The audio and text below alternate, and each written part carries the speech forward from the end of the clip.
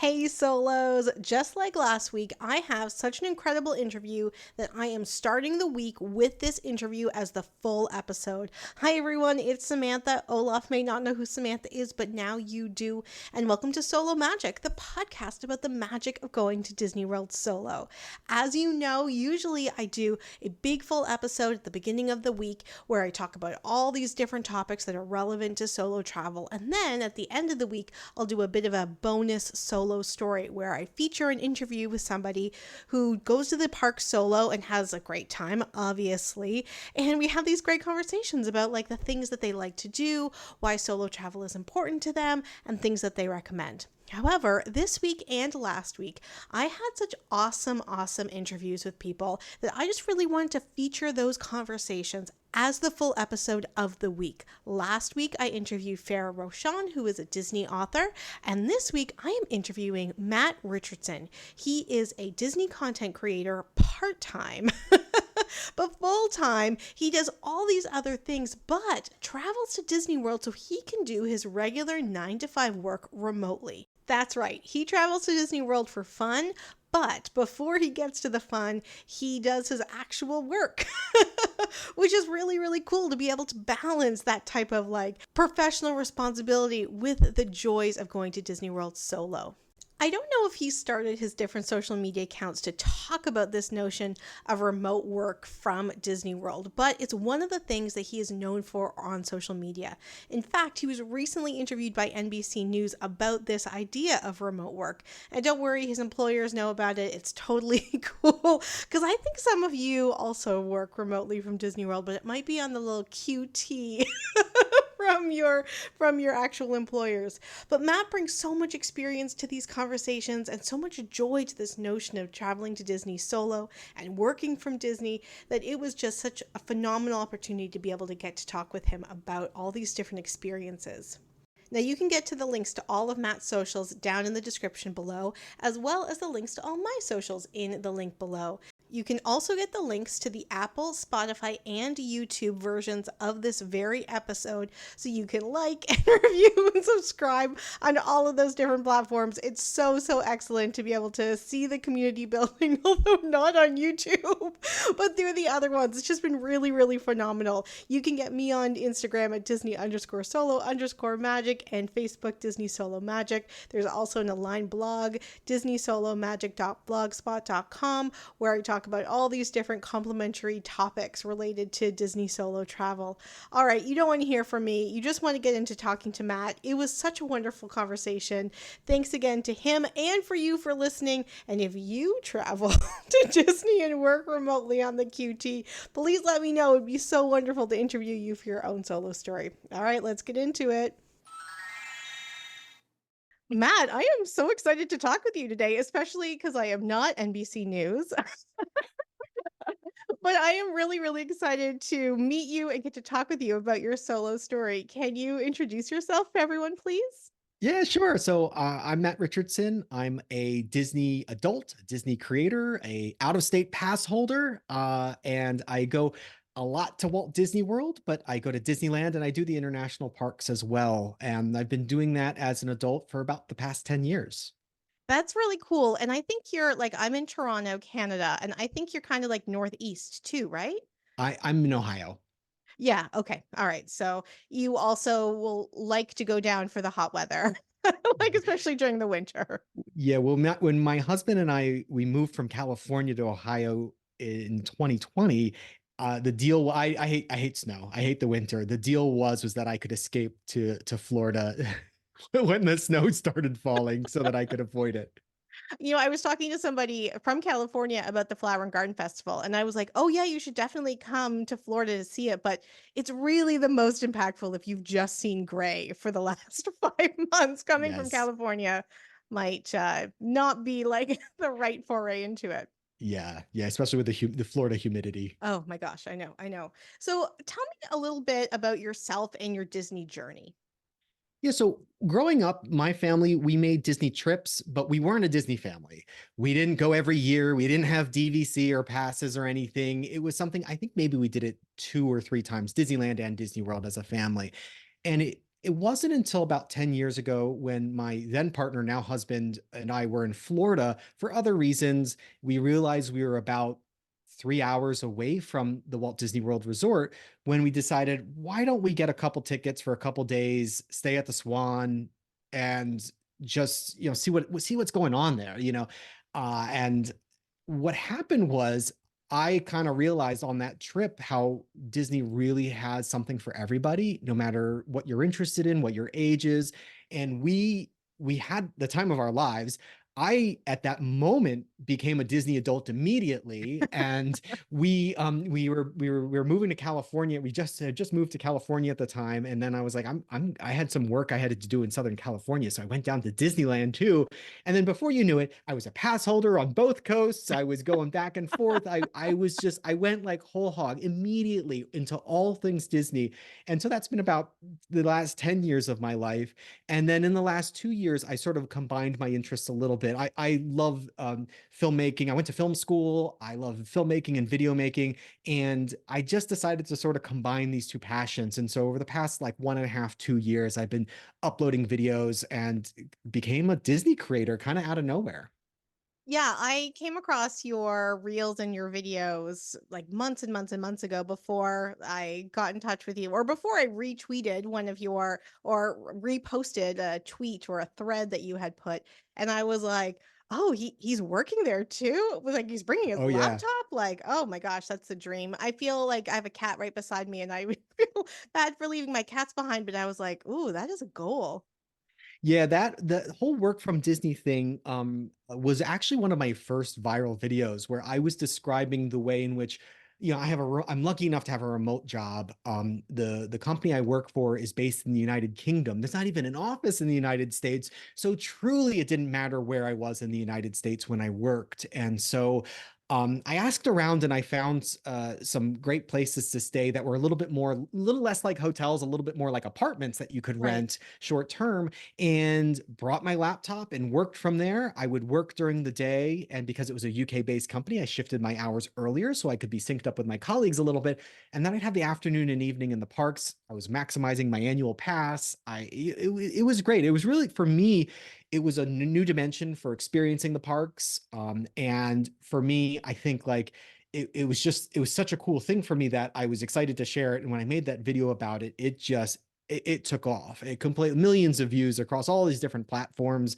And I still get people. That was over a year ago now that I posted that. I still get lots of people getting in touch about it and saying, we're going to do it in a couple months. We're going to try it. Or thanks to your video, I decided to like renew my pass and try that out. It's been really cool. It's been really cool. And I just want to say, like, I in no way invented the idea of working from Disney. Like lots of people have been doing this for a long time, but there was just something, I don't know. This video I made just kind of like it just went nuts.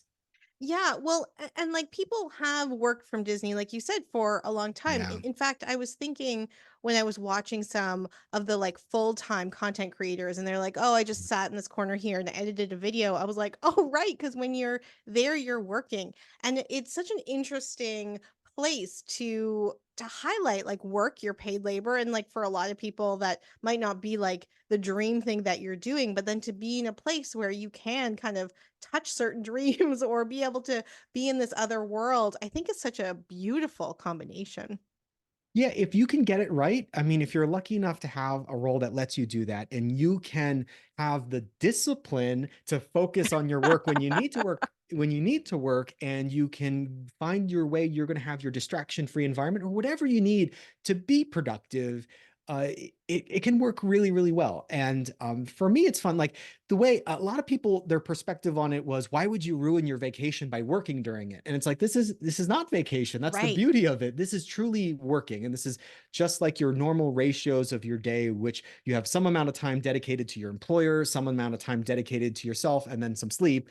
You just sort of taking that self time, and rather than watching TV, going to the gym or whatever, you're going to Disney World. It's fun. Right. Yes. And I was talking with actually a graduate student who lives in California, and she's like, I bring some of my work to the parks because it is like I need the discipline to be able to do that work, but I can get more discipline if I am in a place that I'm enjoying because I know there's like a really fun kind of quote unquote reward afterwards because I get to go see the parade or whatever. It is absolutely motivating having such a fun thing nearby. And I lock down, as I said, I shift my day earlier. I lock down, I get my work done because I am excited to get to towards the end of the day where I'm at Disney without needing to think about work or worrying about it. So yeah, it is absolutely, it's the carrot at the end of the stick for me when I'm there because it's just something that's really fun to do. And either especially at Disney World, like you've got four parks and a lot of other things to do. You've got springs and the water parks as well. There's a lot. There's just this abundance, and so every day could be something different that is there waiting for you. It truly is. It's truly an absolutely amazing thing. I'm just so lucky I get to do it. I'm very, very lucky I get to do it. I love it. Yeah, yeah, yeah. And I think that if even if people can't do it on kind of a semi quasi full-time-ish basis, being able to even just try it, for a week or a couple days is to see if you do have the discipline, I think is kind of Yeah. interesting. Yeah. Uh, It might help you bridge the gap. Like yeah, if you don't have enough of the PTO or there's some project going on, you need to keep it going. It could be possible that if some of your family is going to have the resort pool day, you have your work day yeah. and it's something like that. There's some ways it can kind of help you make what would be a shorter vacation a little bit longer. Right. Totally, totally. And like to be able to do that balance between vacation and work. Now, can you tell me like a little bit about your general solo story? Because I feel like from the like bits and pieces you were telling me about the timeline, you went solo and then also realized you could do some work, right? Like, can you tell Right. me a little bit about going solo? Like when you went the first time with your husband, you said you became a full-time Disney adult and he was like, that's cool. You can do that. Yeah, and he's a good sport about it. I got to say, he enjoys aspects of Disney. He's a Disney adult by marriage, I would say, and for me, I for work, I was already traveling a lot solo. I was traveling throughout the US, internationally, and so for me, being solo out on the road, there was not much to acclimate to, right? And so I had a business partner I was meeting in Southern California, in Orange County, as a matter of fact, where Anaheim is, and it was a no brainer for me to go over to Disneyland. Let's say the meeting was on Friday. I don't remember exactly what happened, but let's say the meeting was on Friday to have a day at Disneyland on Saturday. And for me, there was no hurdle to get over because it was just a natural thing because I'm so used to traveling on my own anyway. And I just love these Disney parks so much. I want to spend as much time as I possibly can there. Of course, it is a lot of fun to spend time with friends and family in the parks, but I'll take whatever I can get. And actually, over time, I realized that there is sort of a fun way of enjoying the parks, a different dimension to enjoying the parks when you're on your own. For sure. And also, the first time I went as like I went in my 20s a bit with a partner, but then I went in February 2020 at the end of a conference. And it was Right. in that trip where I really realized how much you can do as an adult and how many adults are there. And if, like you said, you're already kind of used to traveling alone, then going to this place that is associated with families but actually has more for adults in a lot of ways is such a great way to kind of open that up. Or if people are not used to traveling alone, it's such a safe place with tons of stuff to do for adults that it is a great place to kind of try that out. Absolutely. I think I hear a lot from people who want to do a Disney solo trip, but have something holding them back. Mhm. And there's something that they're not acclimated to it. They're not acclimated to being on their own. They always have people around them, or they like being around people. And what I say is that, yeah, there's no better place to travel solo than a Disney park. Just like you're saying, Yeah, it offers so much. It caters to solo travelers in some ways, single rider lines or whatever, and it's you see plenty of people doing it. It is a great, there's stuff to do. You can't be bored there on your own. So I do recommend it. I would say though, it's not for everybody. I've heard of people giving it a try and not being for Yeah. them, and that's totally fine. I think you have to at least try it and see if it works. If you're curious, give it a shot. You might find a new dimension or a new way of seeing the parks if you're there on your own. For sure. And I think that's really valid to like go and try because, I travel a lot by myself as well, again for work. And I remember I was in San Diego and they were like, "Oh, do you want this like small bar seat behind a pillar?" And I was like, "No, I would like a table in the dining room. Thank you." But when I'm at Disney, they're always just like, "Hey, come on in." Like it's such a welcoming atmosphere. It's not a place that is like you might feel that your people are watching you or that you might feel embarrassed about certain things, but that is not the vibe that is coming at you, right? Like you might pick that up, but that's actually not what's happening. I could not agree with you more. I think when I hear people talking about being concerned about being solo, a lot of it is something that is a mindset thing. It's a bit of a projection thing that's going on. As someone who's done it a ton, I've never felt, and I also travel a ton with other people, large parties, 10, 12 people, two people, just my husband and me on my own.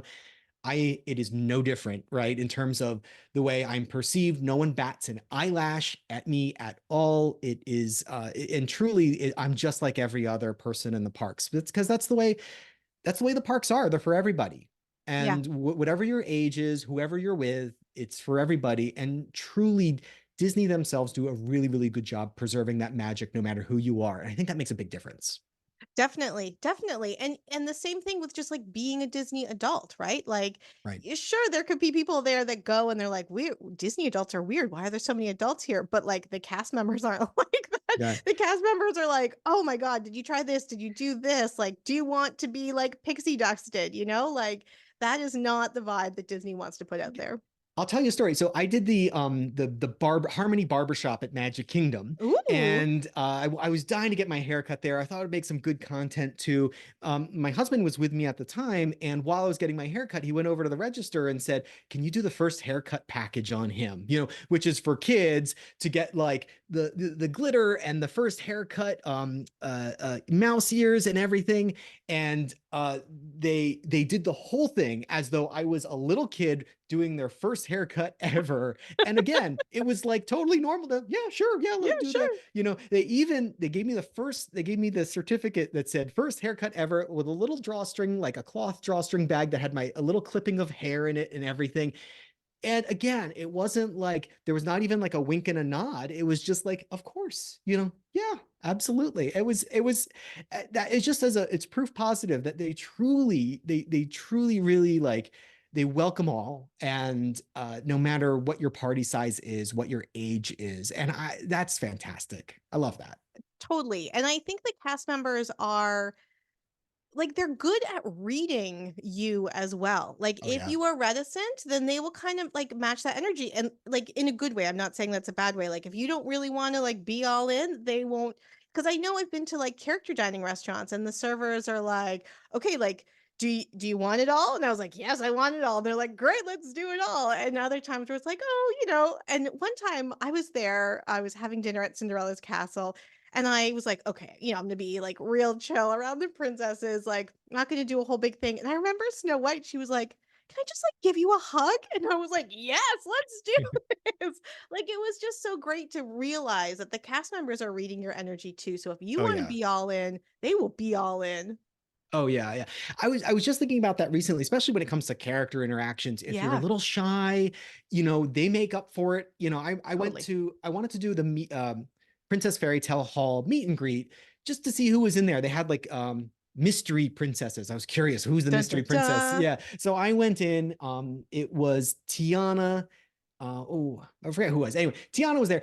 I don't know what to say to Tiana. I don't know what to say to any face Yeah. character, to be honest. I'm Yeah, kind yeah. of shy when it comes to them. I'm a little starstruck, perhaps. I don't Yeah. know. I just don't know what to say. I can't quite get into character, but they make up for it, right? She was going on and on about like beignets and the Yeah. bayou and everything, and I was just like, yeah, okay, cool. And then like we posed, and boom, it was they know how to read you. They either match your energy or sort of fill in the blanks there. Yes. It's great. I love that. Yeah, I remember one of the like bloggers, I think it was Molly from Mammoth Club, was like, go prepared with questions. So I, or like things to say. So whenever I've done that with the face characters, I'm like going with my questions, but there is no time for those questions because they fill in the space. They Ba, ba, ask ba, ba, you ba. Yeah. questions. I know. They When can't stop talking. yeah, yeah, I know they can't.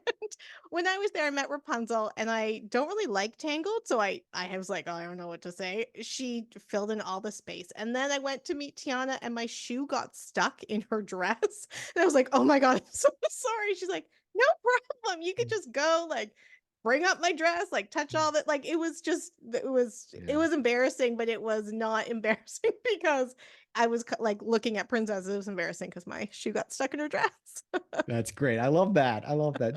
They know how to handle any situation. Totally, totally. So what is something that you do solo that you wouldn't or couldn't do if you were there with your husband or you were there with a larger family and friend group? So when I'm with other people, generally the headliners are what people want to do. So when I'm on my own, I'm generally favoring deeper cuts, perhaps the sort of slower attractions, the ones that are maybe more historical or the sort of more in-depth experiences. So as an example for that, I did the Wild Africa Trek in December, which is a Mhm. multi-hour experience of Yes. Animal Kingdom.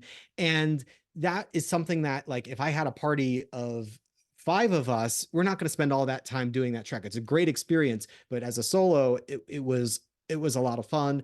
Things like Behind the Seeds tour or the sort of slower attractions, the shows like American Adventure at Epcot, Carousel of Progress at Magic Kingdom, these sort of like deeper cuts that are still really enjoyable. There's a lot to appreciate. There's a lot of rich history and depth there. You can take a moment to appreciate those things. I love taking in those deeper cuts when I'm on my own. I think it's a great way to sort of deepen your experience in the parks. Again, when I'm with friends, everyone, this one wants to do Test Track, that one wants to do Seven Dwarfs Mine Train, and so you're trying to like make everyone happy. You want everyone to do something that they want to do. And so when you're on your own, those sort of more obscure things are a little bit more within reach, I would say. Yeah, and I think that when you are going by yourself, there is an element of like wanting to be by yourself too. Like you want those kind of moments where you don't feel rushed, that you don't feel like you're on Right. someone else's agenda, where you don't feel like so in the stream. So a lot of people in these solo stories talk about just sitting and looking at the details Yeah. and people watching and getting the snack that you like and not feeling like, oh, well, now we have to go here or this person's hungry or, all that Right. stuff. Yeah. Yeah. It's hard to accommodate a large group. I call that savoring the experience, right? Yeah. You slow it down, you take it in at whatever pace you'd like. You feel no rush. And then for me as a content creator, that means I can also take my time to get the content I want. It's a lot easier for me to record and shoot things without feeling like I'm taking up everyone else's time. So it lets me, I can go solo, create the content, record the stuff I want. And then when I'm with friends and family, I can just focus on being with them and spending time with them as opposed to trying to get the shot. And so it's helpful in that sense for me as well.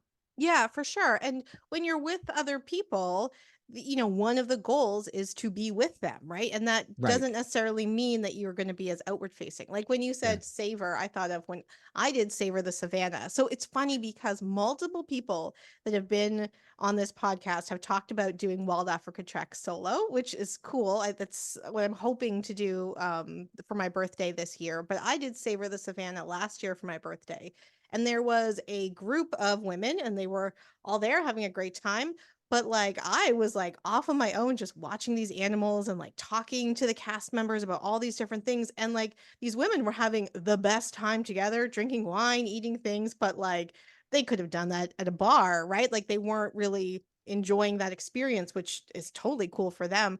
But yeah, when you're there, you all want to socialize. And so it was really kind of an interesting juxtaposition between you're in the same experience, and then when you're there with a group, how much you're going to enjoy the time together, but maybe not necessarily enjoy the fact that you are at Disney World and doing this particular thing.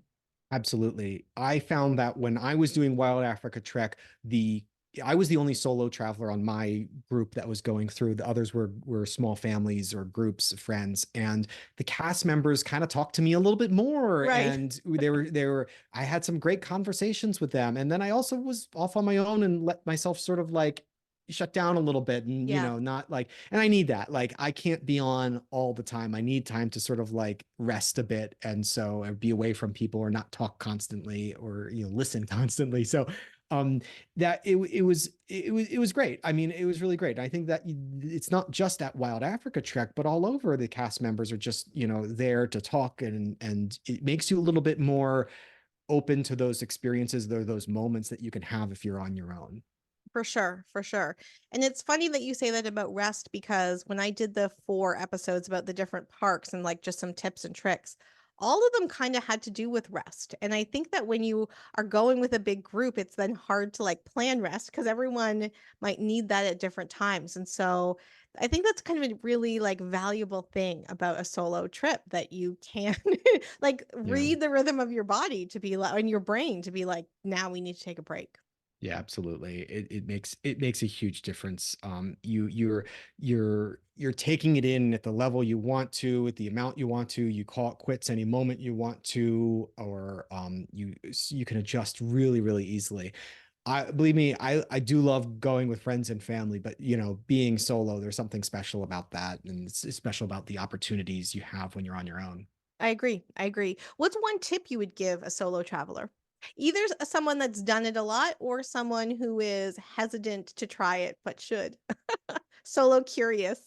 Yeah, I think like my big picture tip, my big picture tip is just slow things down, savor the experience in any way you can. I think this is your opportunity to the Disney World has got or Disney parks have got a lot of rich detail at every corner in every crevice of these parks, and when you're on your own, you have an opportunity to explore and go through that. So go and take that opportunity, savor those moments, savor those little spots, find those hidden gems that are all hidden everywhere. Yes. And I think that's the most, to me, that's what when I'm solo, that's what I'm doing. It's just sort of slowing it down, savoring the experience. I also kind of, you know, I don't know how else to describe it. I kind of like microdose the parks, and Yeah, like yeah, okay. I like, for me in my arrangement, when I can be there for a few weeks at a time, if I'm just making and I'm as an annual pass holder, if I just decide I want to walk around Magic Kingdom, get a Dole Whip, maybe if I can get on Thunder Mountain and go home, that's a nice little thing to do in the evening after work is done. And so being able to do that is amazing. And not a lot of people get to do something like that, because for a lot of people, obviously, they need to make the most out of every day they're in the park, especially when you're on your own. You cut your losses at any moment. You stop whenever you want to. You take you take a little nibble of of Disney, and if you want. And I really, really do like that. It's such a fun little thing. Yeah, it's as an annual pass holder as well. I guess I also quote microdose to the parks. And that's my favorite thing actually. Like the microdosing is my favorite thing because when you're trying to get it all done in like 12 hours, you're Oh never going to gosh. get it done. And Yeah. so to be able to be like, this is my schedule, like I'm going to go for an hour and then I'm going to go back to the hotel and rest, or I'm going to go to this other hotel and look around. Yeah. Because going to the hotels too, you not even the one that you're staying at, there's so many things at the resorts that you can go and do and see, and the parks can just be a small part of that experience. Yeah. There's abundance there. There's depth and abundance. Disney World in particular is just a very remarkable place in this sense. Yeah, It's just it's you a could spend, world. yeah, you could spend so much time there and not repeat a thing, especially if you're microdosing. Last year for my birthday, actually, I was with my mother on that trip. We stayed at the Fort Wilderness Cabins. And so in one day, I saw deer from our little golf cart. We did the Savor the Savannah, and so we got to see all these other animals.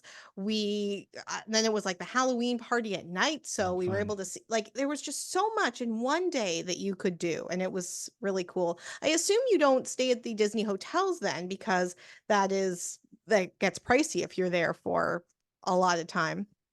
Every now and then I'll stay at Disney hotels, but when I first started work from Disney, I was staying off property, but very close by at the Yeah. Vistana Resort. It had apartment style. It's like just like you could buy, you go to Marriott.com and get a room there. It's pretty easy. But and then now I'm doing it so much, and I have 10 nieces and nephews, and I've got a lot of friends who have got kids who are Disney age. So my husband and I just closed on a place in Celebration. So it's Oh, under rent. Yeah, thank congratulations. you. So it's under renovation right now. In fact, right before this, I was talking to the contractor because they're doing demolition like as we speak. And he was wondering about what kind of wires to keep and what to You're get like, rid of. I don't know, you're Yeah. the contractor. Yeah, exactly. So I don't I do spend time at the resorts now and then. I'll pop in, maybe it's a dining reservation. This summer, because the place is under refurbishment, my husband and I are staying at Animal Kingdom Lodge for a few days. So yeah, I do get to stay there, and I do go to the resorts now and then because there's so much going on at the resorts. But generally, yeah, I'm not staying there. Yeah. So if you're going to live in Celebration, that means you get to be a Florida annual pass holder. Yeah, I have to. I don't And know then what. look at you saving all Yeah. that money. Yeah. Yeah. I haven't looked into what that's all about yet because it's going to be a vacation home for us. So like, I don't know. I Oh don't know yeah, what, the date. Yeah, yeah, yeah. I don't know how all that works out. When the time comes, I'll figure that out. But Right. yeah, Yeah. but that's also been like, we closed on the place in October. We just started demolition this week. So I had about 6 months where I had kind of access to the place, although it was just like a mattress and a coffee maker kind of Right, yeah. situation. But that was truly like, that was really cool. I started to feel like, what could this feel like with having really long-term access, going into the parks in the evening, taking my time. I had on one recent trip, I had 3 weekends over the course of I did 2 full work weeks, 3 weekends, and I had the time of my life. And what Yeah. happened, which was so cool, was I'd be in the park solo. I'd be like, I'd post a story on Instagram that I was in the parks. I'd have a friend be like, "Oh, Matt, I'm at Disney World," and it would be someone I hadn't seen for like 10 Yeah. years, and I'm like, "I'm coming to you right now," and I go see their whole family. I mean, it is. I love that kind of flexibility where you're able to just to be like, oh yeah, hey, let's meet up and come on by. Yeah, I've spoken to one Florida resident for the podcast, and he's like, I live like 20-25 minutes away. We can hear the fireworks, and if I just Yeah, need to go for like an hour just to like clear my mind, I was yeah. like, oh gosh. I said, don't boast too much about that. But of course, how could he not talk about that? So Yeah, it's this has fun. been so wonderful. My last question, which which has a couple elements to it, is what is your favorite park? And what is something that you encourage solo travelers to like do and or eat and or see when they are there? Right. So my favorite park changes all the time. I'm right now, as Epcot is coming back to it, to full glory. I'm kind of like leaning towards Epcot being my favorite park right now. The Guardians of the Galaxy Cosmic Rewind is my favorite ride, Definitely. and Epcot is unlike any other park in Disney World, and or out of any Disney park internationally. So I do like that element as well. So I think Epcot is about to edge out Magic Kingdom right now because of it, all that's going on there. So I'd say Epcot. When it comes to like what I would recommend, I would say there's some. So I have found that there are some, when you're a solo traveler, there's some restaurants that are really great and some restaurants that aren't so great if you're a solo traveler. And I would say like you're looking at the reservations and you see that it's family style. Some don't really Yeah. handle solo travelers really well. So I would say like Roundup Rodeo didn't really work out for me. A lot of food waste there. Sebastian's Bistro wasn't great for solo travelers, Nope. but Liberty Tree Tavern, which is a great restaurant, they make you a solo plate. Like they put a plate together for you rather than bringing out the whole thing. And all that food is amazing. So you're getting this plate with a little bit of everything, and you're not just like totally overwhelmed with food that could feed 3 people. So as a solo traveler, and then the dessert there is incredible. They serve the same stuff at Diamond Horseshoe as well, right next door. So I would say if you're a solo traveler, you want a sit down meal and you do kind of like that sort of like family style or abundance of food coming out. I think that Liberty Tree Tavern is probably my favorite place to go as a solo traveler at Magic Kingdom. So that's my tip. Liberty Tree Tavern is a good spot for solo. I love that. I love that because that hasn't come up at all. And I've said on the podcast, like when I provide recommendations, it's just like to show you things that I like to do, but you do you, right? Right, But I've also said don't do family style. Like do buffets, no problem, but don't do right, family style because that just feels like so wasteful. At a yeah, buffet, I feel like even when I don't get value for money, I'm getting value for money. So yeah. Liberty Tree Tavern, that's an excellent one. Yeah, that I was really happy with that. And it's funny, the food waste thing, talking about that, like Roundup Rodeo, there was so much food waste. Yeah. And I said something to the waiter. I was like, and they don't let you take anything away. Like they don't give you takeaway. It's like against the rules for whatever Yes. reason. And so I said something. I said, and they said, "Oh, don't worry, it all goes to Animal Kingdom to feed the animals or whatever." It still didn't quite sit right with me that there wasn't some sort of accommodation for a solo diner. It still felt like there was something wrong about the food waste, even though they had a plan for food waste. So there was just I really appreciate that Liberty Tree Tavern had figured out some accommodation, and that food is so good.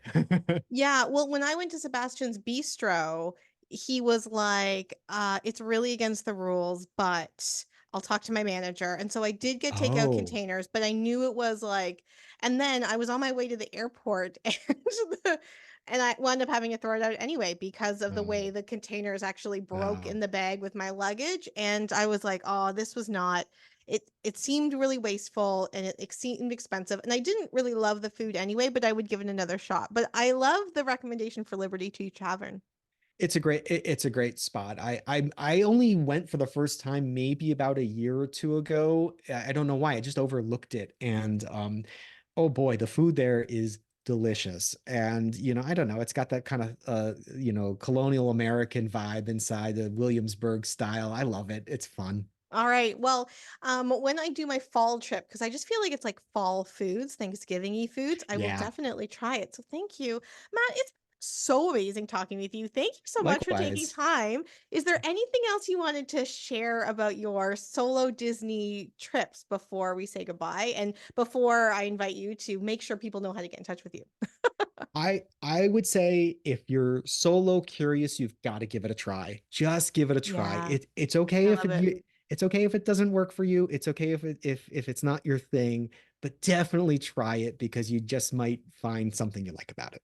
Yeah, that's great. That's wonderful. And how can people get in touch with you and follow all of your solo adventures? So I'm on Instagram as Matt Richardson, and I also post to TikTok as Matt Hungry Again because I couldn't get Matt Richardson. Well, we've also just learned something new about you too. Yeah, yeah, I'm always hungry. And the link to both of those accounts will be in the description of this episode so people can find you right away. Thank you again. I hope I get to see you in the parks one day. Sounds good. Thanks for having me. All right, bye. Hi, Solos. It's Samantha. I hope you like this episode and all the episodes of Solo Magic, the podcast about the magic of going to Disney World solo. Just a reminder that you can listen on Apple, Spotify, and on YouTube.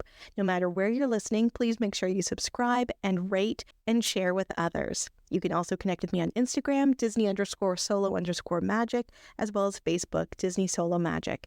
And we have a new blog, DisneySoloMagic.blogspot.com, that will complement the information that we talk about on the podcast, as well as be able to highlight some different tips and tricks and information that will make your solo trip the most magical ever. Until next week, bye.